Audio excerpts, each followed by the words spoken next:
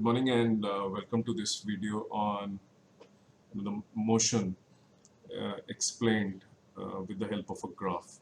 Now, this is a train which is moving and has three components to its motion. See, the component number one is acceleration, which you can see in the green slope, the first part.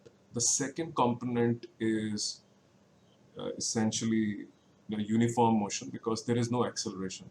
The line is parallel to time axis, and then the velocity is decreasing and it finally reaches a value of perhaps I think 3 or something at t is equal to 6 seconds.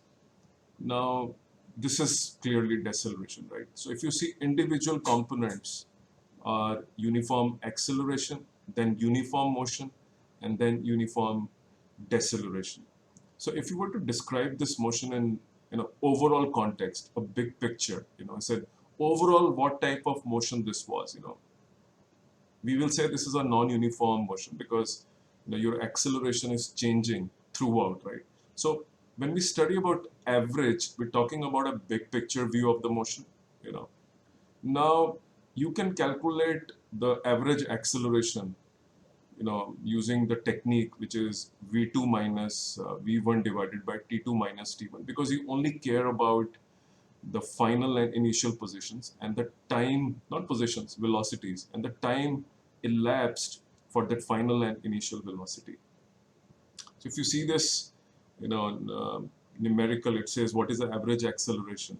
The average acceleration is is only concerned about final and initial. What happened in the segment 1, in the segment 2 and segment 3 is not of much consequence. You just worry about the velocity at the end of segment 3 and the velocity at the beginning, and period, done.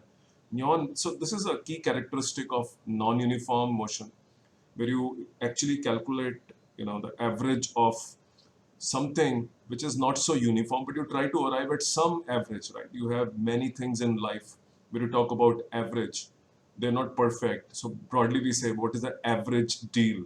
So this average acceleration is somewhat on the lines of giving a big picture of the motion. It is not a very descriptive or a detailed description of the motion. In the case of non-uniform motion, if you want to do detailed motion, you want to be very precise, then you go for instantaneous concept, which is measured over very, very small time intervals. Thank you.